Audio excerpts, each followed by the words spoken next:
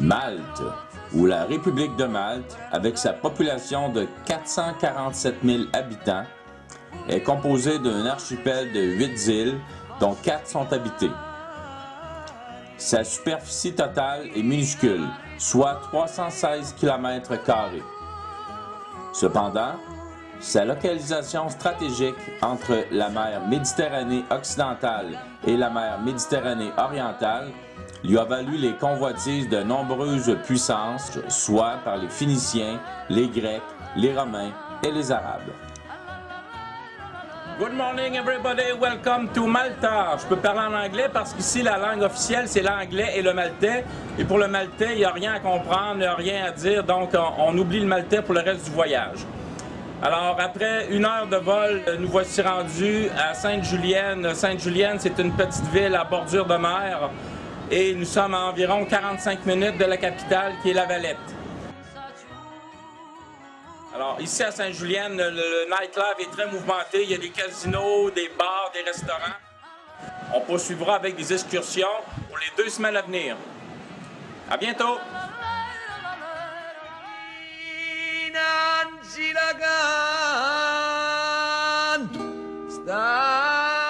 Et hello everybody! Nous sommes maintenant dans la ville de Massachusetts. Massachusetts qui veut dire la baie où il y a le sirocco. Sirocco, c'est un vent du nord de l'Afrique. Alors ici, on retrouve les petites louzous. Des louzous, c'est des petites barques colorées avec un œil à l'avant pour les protéger du mauvais sort. Alors, on va visiter ça. Il y a le marché le dimanche, on est dimanche. Il y a le marché où est-ce qu'on offre des babioles, toutes sortes de trucs, des fruits, des légumes, du poisson, etc. Alors, on va aller voir ça. À tout à l'heure. Ce sont les Phéniciens qui ont fondé la ville 400 ans avant Jésus-Christ. Il y a beaucoup d'histoires. Il y a beaucoup de beaux monuments. C'est vraiment particulier.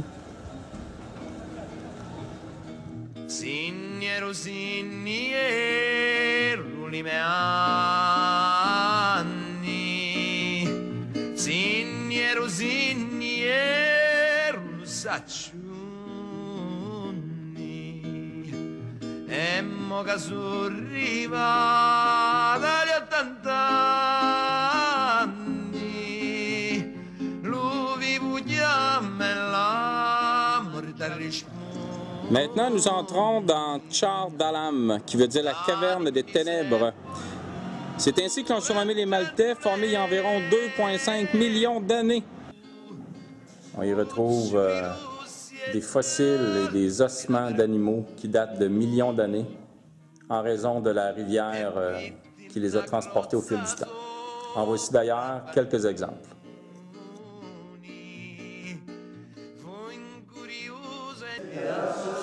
Alors ici, on voit ce qui est à l'origine de la légende des Cyclopes. Les Grecs avaient trouvé des squelettes de crânes de mammouth ou d'éléphants juste à cause du trou ici de la trompe au centre. Ils croyaient que c'était le seul et unique œil de la bête et les crocs laissaient sous-entendre qu'il s'agissait d'un monstre géant. Alors, ceci est l'origine de la légende des Cyclopes.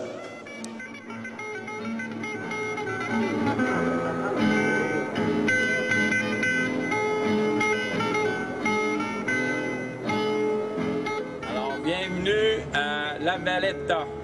Ou La Valette, si vous préférez, c'est la capitale. Elle est située à environ 45 minutes de l'hôtel. Elle a été construite par les chevaliers de l'Ordre de Saint-Jean en 1566 et ils ont régné sur l'île environ 268 ans. Alors, je vais vous expliquer dans quelques instants qu'est-ce que c'est que l'Ordre des chevaliers de Saint-Jean et on va voir par la suite ce qu'on a visité, la co-cathédrale ainsi que certains monuments historiques. À tout de suite! Les Chevaliers de Malte, ou de l'Ordre de Saint-Jean, ont leurs origines à Jérusalem en 1099, durant la période des croisades, alors que des groupes religieux se formaient afin de protéger les pèlerins qui se rendaient en Terre Sainte. Ces ordres religieux et militaires, issus de la noblesse, faisaient vœu de chasteté, d'obéissance et de pauvreté. On les retrouve partout ici à Malte sous forme de souvenirs, de statues, de films et bien plus.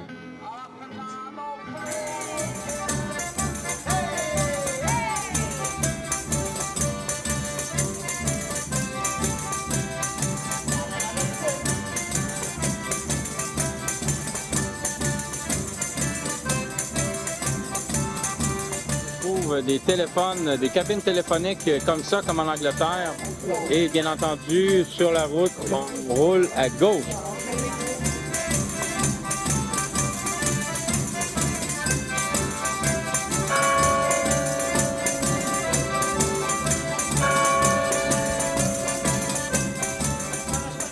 Nous allons maintenant visiter la co-cathédrale qui a été construite en 4 ans, soit de 1573 à 1577.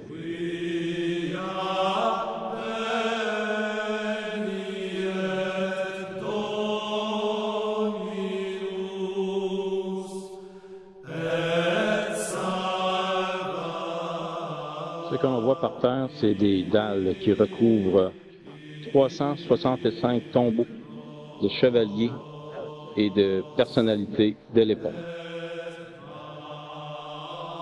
Il s'agit de marbre coloré, très reconnu.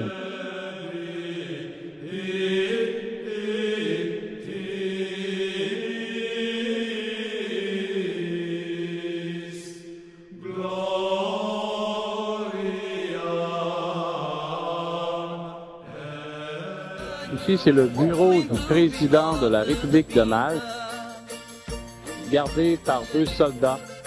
Limpo bigode de pinta, sou homem aprumado, gosto da minha cara limpa.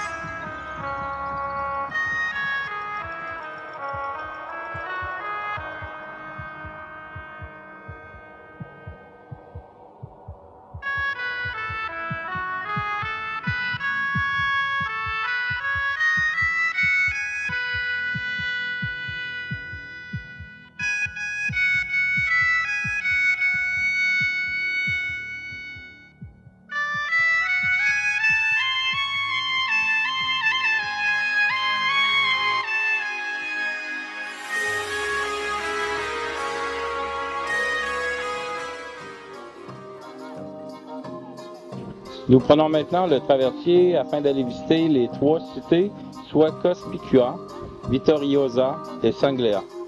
Situé juste en face de Valletta, c'est ici que les chevaliers de Saint-Jean s'installèrent en 1539.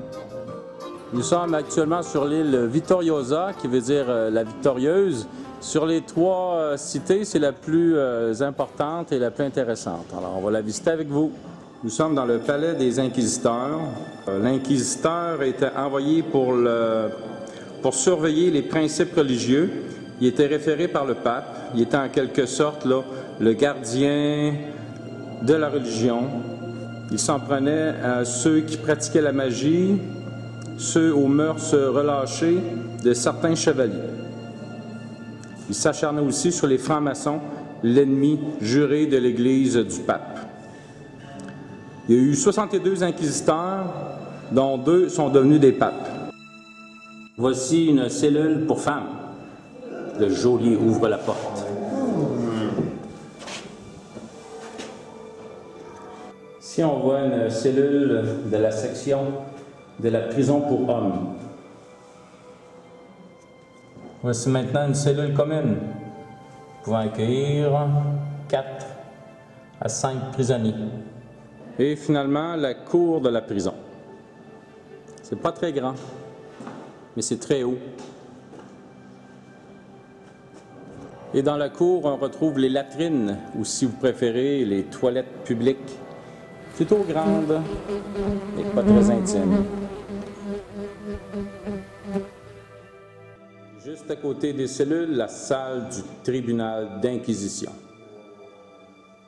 On avait besoin de marcher droite, sinon on y passait. Voici maintenant la chambre des tortures où tout se passait. Il y avait des flagellations, des coups de fouet, pendaisons et un sablier ici qui servait à calculer le temps.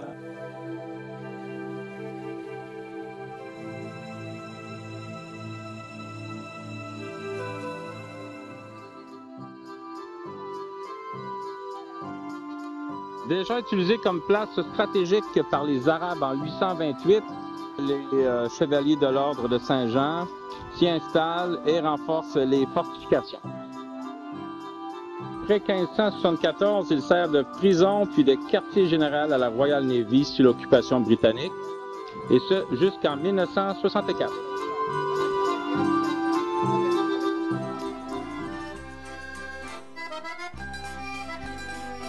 Good morning, everybody. Aujourd'hui, nous sommes à Nashar et nous allons visiter le Palacio ainsi que les alentours de la petite île. À très bientôt.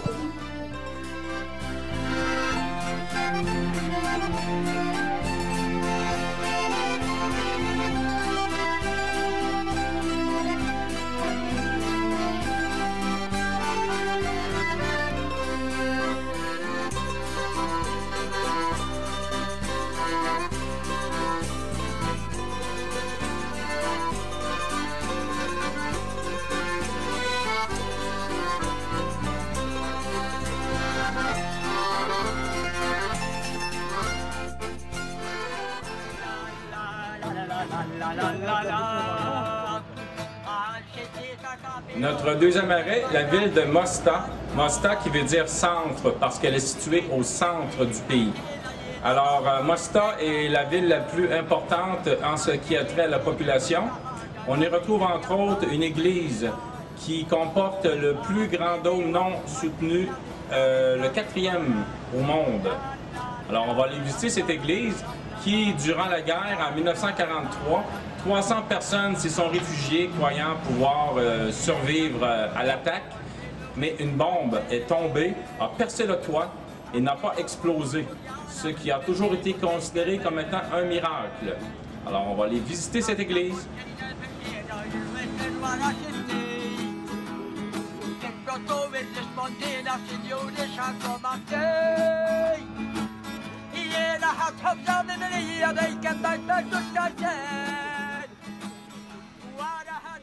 Notre troisième arrêt, la ville de Saint-Paul. Petite ville très touristique en bordure de mer. C'est ici, selon la légende, que le bateau romain qui escortait Saint-Paul vers Rome pour le juger aurait fait naufrage. Et c'est ici qu'il se serait réfugié et aurait fondé une petite communauté chrétienne. Le point d'intérêt de cette ville est la Wingate Court. C'est une des 13 tours servant à protéger l'île. Malheureusement, aujourd'hui, elle fermait à 1h et il est 15h.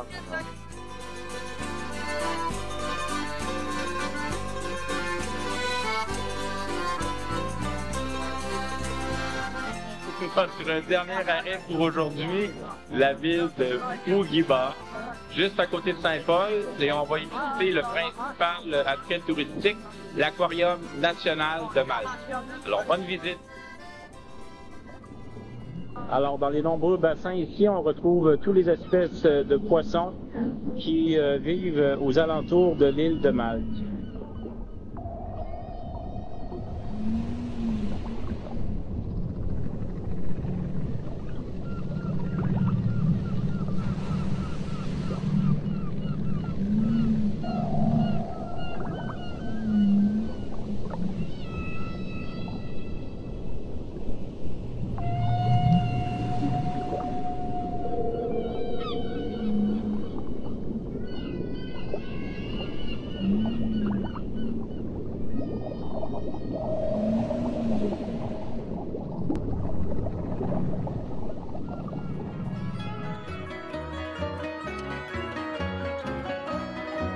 Good morning everybody! Alors bienvenue à Rabat. Rabat, c'est une ville située environ à 3/4 d'heure de l'hôtel, fondée par les Philiciens.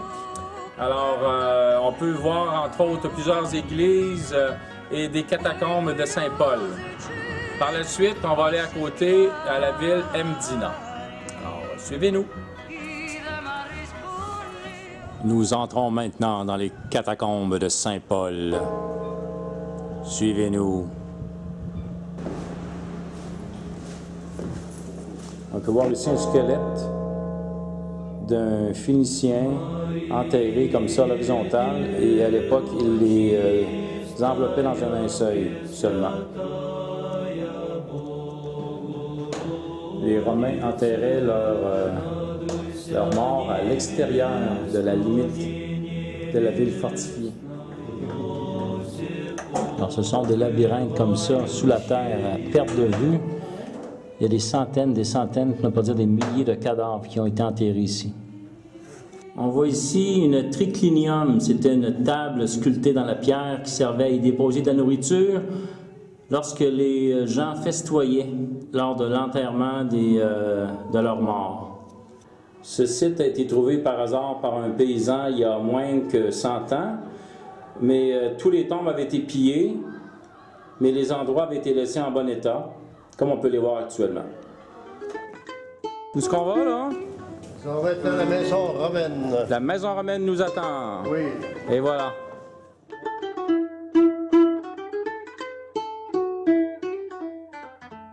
Nous sommes donc à l'intérieur d'une véritable résidence romaine, datant de 218 avant Jésus-Christ, découverte en 1881. Actuellement, c'est un musée. On peut y voir la mosaïque originale qui recouvrait le plancher de la demeure. Voici le reste de la demeure qui était vraiment très grande, mais qui n'a pas été restaurée.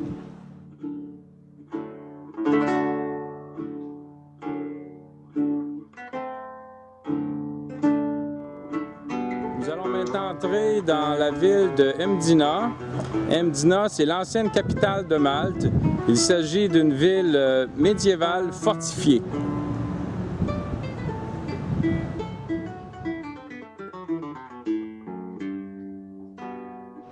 Alors, vous pouvez penser qu'ici, il y avait de l'eau à l'époque entre les deux murs, ce qu'on appelle une douve, et non, il n'y en a jamais eu. C'était plutôt le parc pour le roi de l'époque.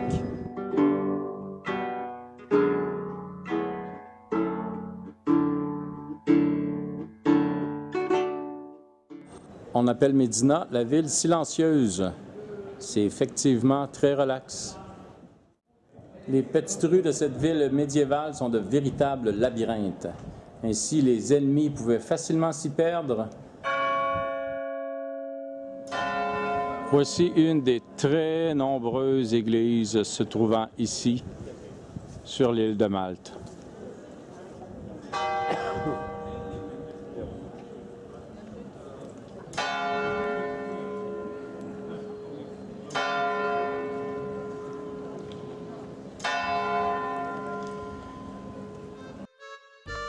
Comme vous pouvez voir, tous les villes et les villages environnants qui composent Malte sont de couleur miel, couleur beige, en raison des pierres utilisées pour construire les maisons et les buildings. C'est une pierre calcaire de couleur beige qui est une des richesses naturelles du pays.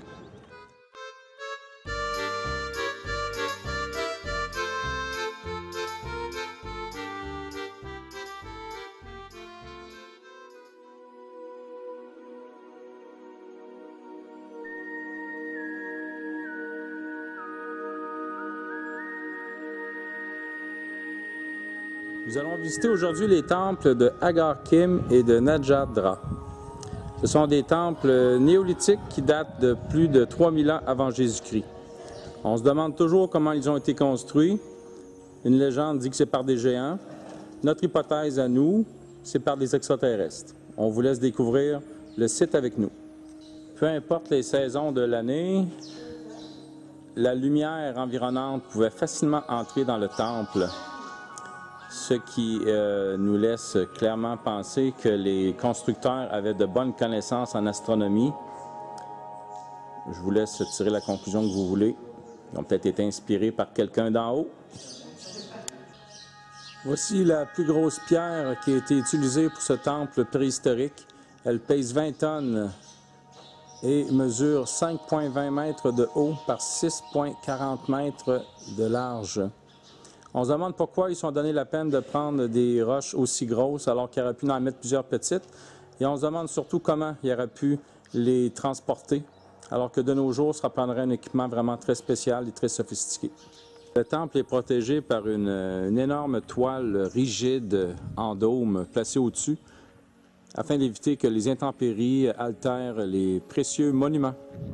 On se dirige maintenant vers le temple de Emna-Hydra.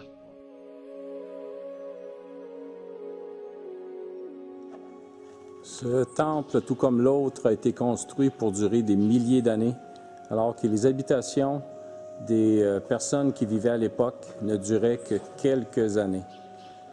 On retrouve sur certains mégalithes des sculptures directement dans la pierre qui représentent des constellations.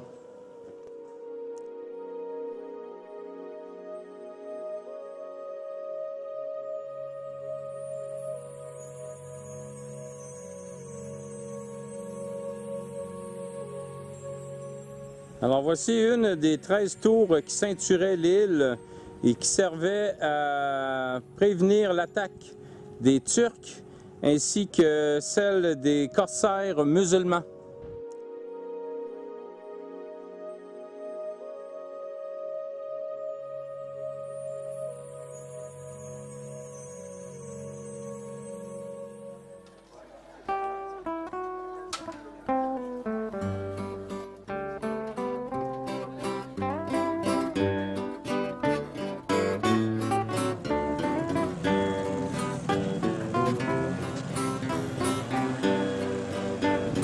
Partons explorer des grottes bleues. J'ai hâte de voir ça! Oui!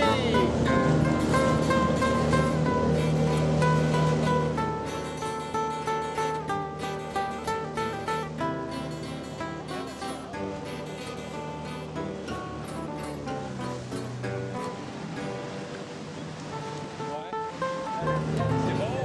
Yeah.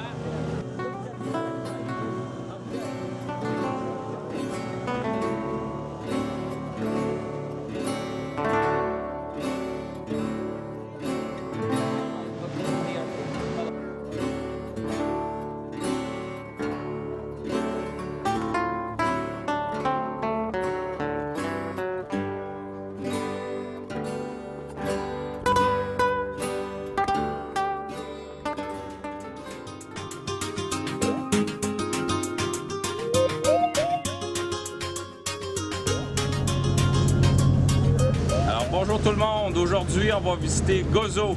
Gozo, c'est la deuxième plus grande île de l'archipel de Malte avec 31 000 habitants. Au programme, balade en campagne, balade sur le bord de la mer et de sites historiques. À tout de suite!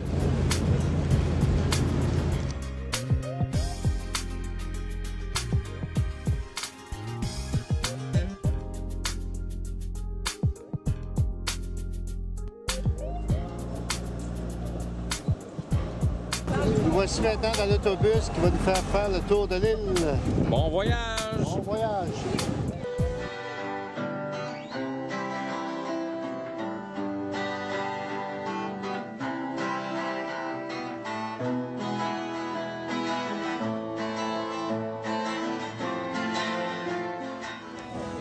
Un petit arrêt au village de Xana.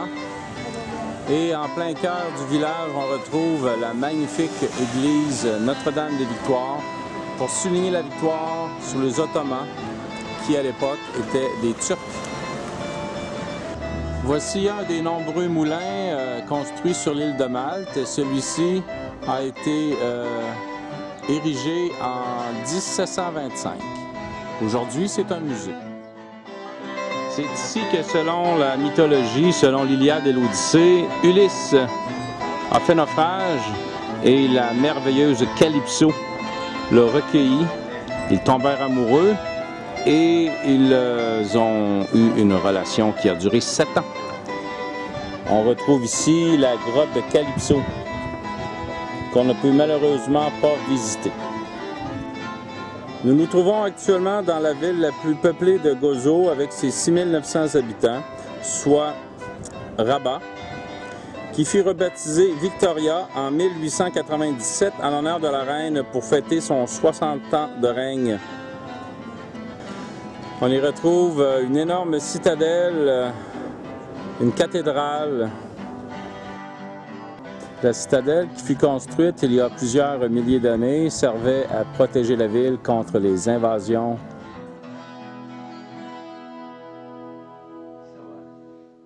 De 1548 à 1904, cette prison, qui a uniquement 6 cellules individuelles, était réservée aux personnages importants ou politiques de l'époque.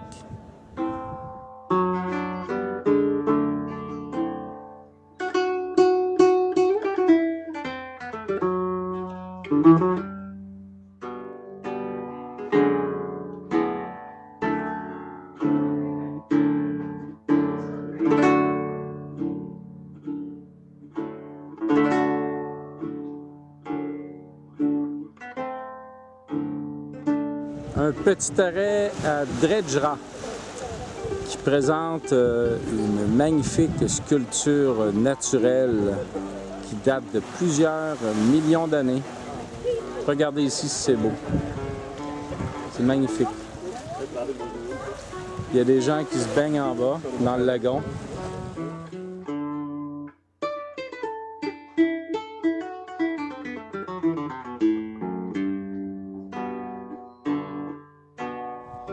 Ces pierres stratifiées sont remplies de fossiles qui datent également de millions d'années. C'est très impressionnant.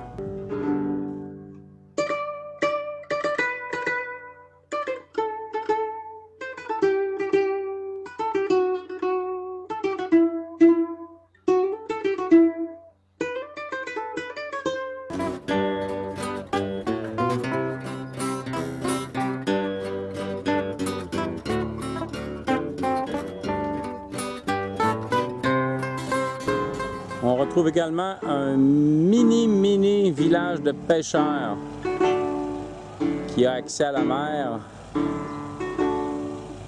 par une grotte comme ça qui mène à l'océan.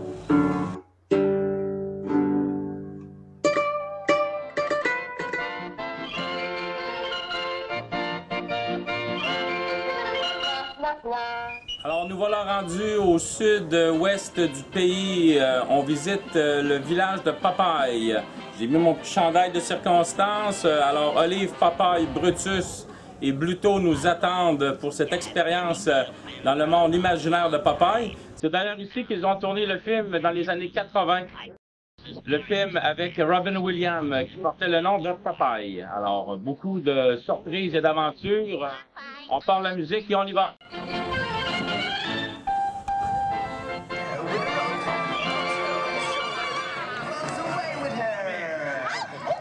In the meantime, Popeye is getting back to senses. Looks for his spinach, finds it and eats it. This time... Oh no! There's Bluto on the way, but that's nothing for Popeye. He runs over him. He's Popeye the Sailor Man. He's Popeye the Sailor Man. He's strong to the finish, 'cause he eats his spinach. He's Popeye the Sailor Man. One tough gazookas that hangs on palookas that ain't on the up and square. I biffs him and buffs him and always outroughs him, and none of them gets nowhere. If anyone dares to risk his fisk, it's Buffett, it's what I understand. So keep good behavior, let's hear one last savor with Popeye the Sailor Man. He's Popeye the Sailor Man. Alors nous partons à l'aventure avec notre capitaine ici présent, le capitaine adjoint de Popeye.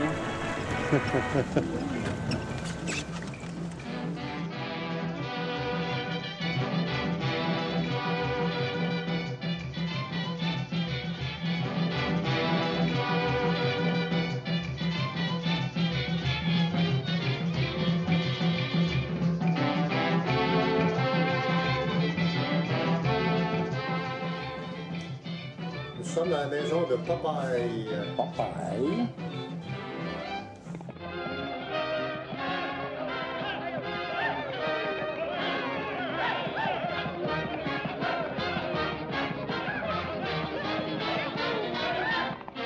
You better lock up your doors today, 'cause Hassel is on his way. Go in hiding, when I go riding, there's me and my 40 thieves. Your wives and children and money too, by stealing from you before I'm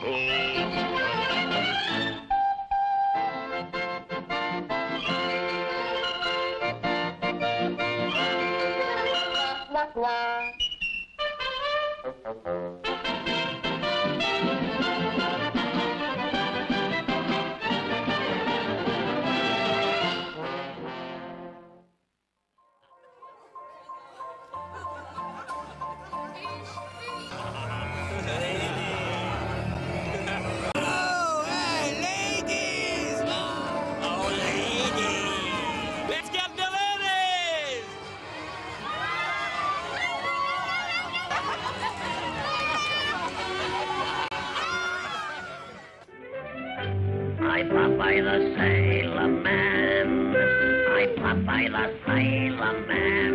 I'm strong to the finish, 'cause I eat my spinach. I Popeye the Sailor Man.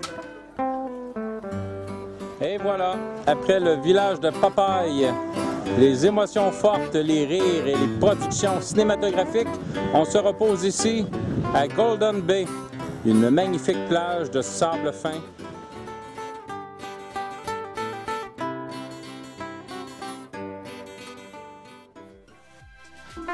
Alors c'est ainsi que se termine notre magnifique voyage, en espérant que j'ai su vous démontrer à quel point on a apprécié visiter les sites historiques, les sites touristiques, les sites préhistoriques et même les sites cinématographiques.